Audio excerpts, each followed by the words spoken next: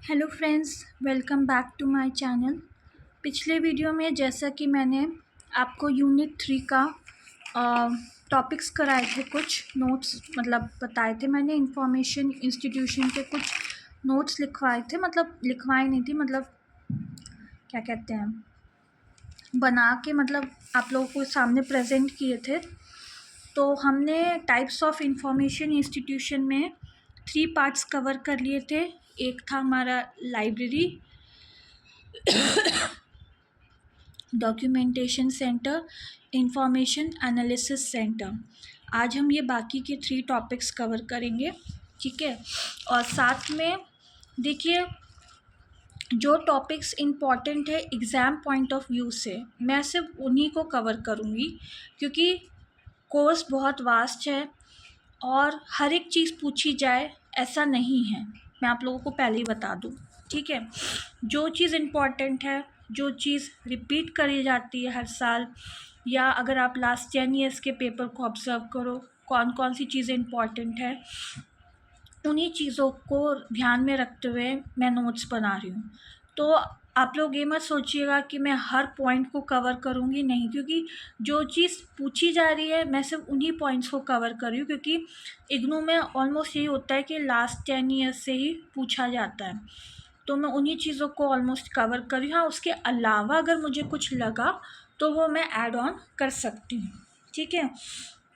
तो आप लोग मतलब इस चीज़ का ध्यान रखिएगा कि क्योंकि कोर्स इतना वास्ट है हमारा, तो ये ब्लॉक्स भी ज़्यादा हैं, यूनिट्स भी ज़्यादा हैं, तो उसमें हर एक चीज़ पूछी जाए। आप लोग बल्कि खुद, मैं कहूँगी खुद आप लोग ऑब्ज़र्व कीजिए, 10 ईयर्स के पेपर लीजिए, प्रीवियस ईयर्स के देखिए, आपको खुद समझ में आएगा कि हर एक चीज़ इम्पॉर्टेंट नहीं है। हाँ, एक बार रीड कर लीजिए हर एक चीज़ को, एक बार रीड कर लीजिए, 2 बार रीड कर लीजिए, लेकिन उससे ज़्यादा रीड करने की ज़रूरत नहीं है। हर एक चीज़ रीड कर लीजिए ताकि चैप्टर आपको पूरा समझ में आ जाए कि क्या है क्या नहीं है।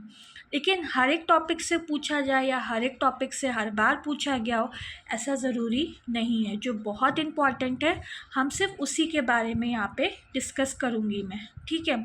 क्योंकि types of institution information institution के बारे में पूछा गया है, इसलिए मैं इनको डिस्कस कर रही हूँ। और इसके अंडर भी जो टॉपिक्स आते हैं आपके कुछ एक आध, वो भी डिस्कस मतलब पूछे गए हैं एज मतलब 250 वर्ड्स में उसके बारे में लिखने के लिए, तो वो मैंने यहाँ पे डिस्कस किए हैं, ठीक है। आप चाहें, आप खुद, मैं कहूँगी कि प्रीवियस ईयर क्वेश्चंस को एक बार ऑब्ज़र्व कीजिए तो बेटर होगा। तो मैंने आपको इंफॉर्मेशन एनालिसिस सेंटर तक नोट्स दिए थे। अब मैं आगे आपको बता रही हूँ, जो 4th पार्ट है वो है data centre. Data is an important ingredient of research. Data is needed for various activities such as planning,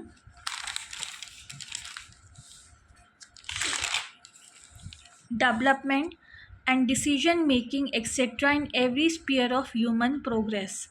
Institutional mechanisms are known as data center. A data center generally include 3 major components. कौन कौन से major component है data centre के? Data sources, database और user. The activities of data center comprise data collection, data control, data codification, data organization, and structuring into a database, data retrieval. अब जो 5th type है वो है आपका referral centre and clearing houses. इस पे question पूछा गया है, 250 वर्ड्स में इसके बारे में लिखना है, तो पूछा गया है इस पे क्वेश्चन, ठीक है।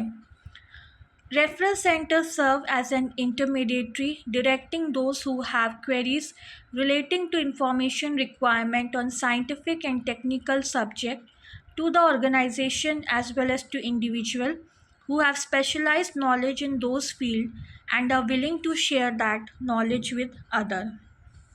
उसके बाद है क्लियरिंग हाउसेस, जो इसी के अंडर का टॉपिक है। It represents a depository for document with the additional objective of servicing as a central agency engaged in the distribution of information. It also includes such function as collecting and maintaining records of research and development.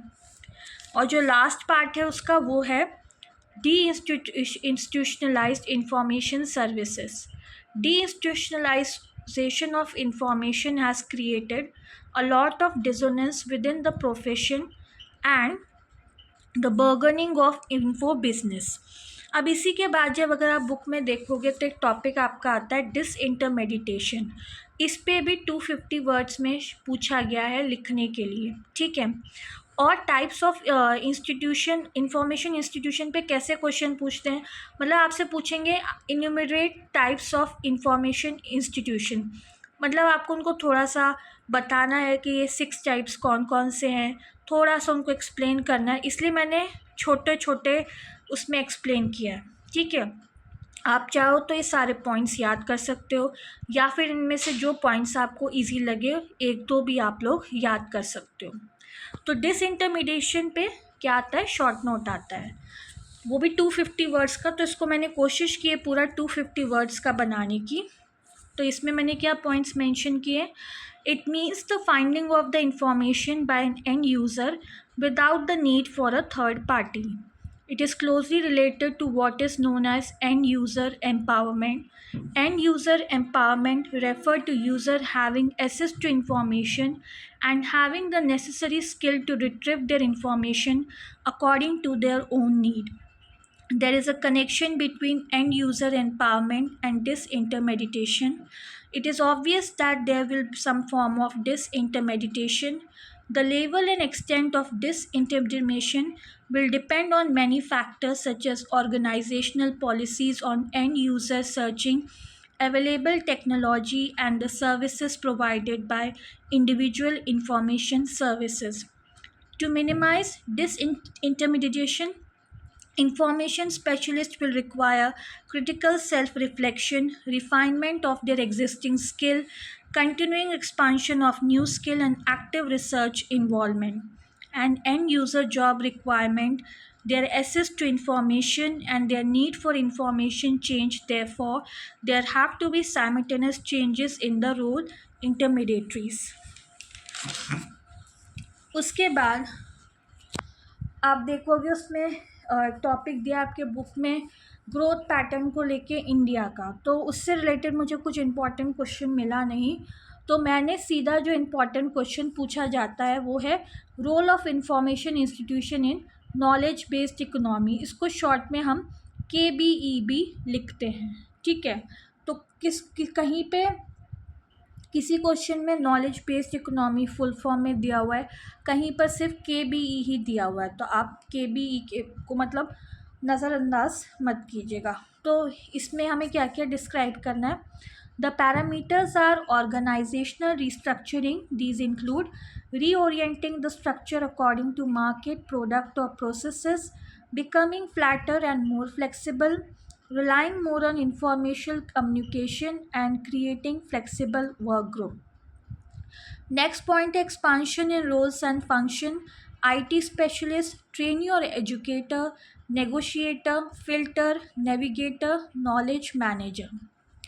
New initiative in product and services, इसमें है आपका development and और involvement in the intranet, customization and development of databases, design of website, web pages and interfaces, introduction of push technology based services, creating and launching of knowledge product. उसके बाद strategic alliances and networking, जिसमें आपका आता है enhancing internal communication, strengthening networking, building new partnerships, expanding external relation. Next topic है effective user liaison mechanism, जिसमें आपका आता है refining user group, user consultation and defining information need, refocusing newsletter, initiating briefing and online delivery of hot news. और last है आपका creative use of outsourcing of operation, जिसमें आपका आता है procurement of information material, processing operation and services, automated delivery of document, और last में है पोर्टल। तो यहाँ पे यूनिट 3 आपका कंप्लीट होता है। और अगर वीडियो पसंद आयो तो वीडियो को लाइक कीजिए, शेयर कीजिए, सब्सक्राइब कीजिएगा चैनल को। और बस आज इतना ही, बाकी नेक्स्ट चैप्टर भी मैं जल्दी ही लाने की कोशिश करूँगी। तब तक के लिए बाय।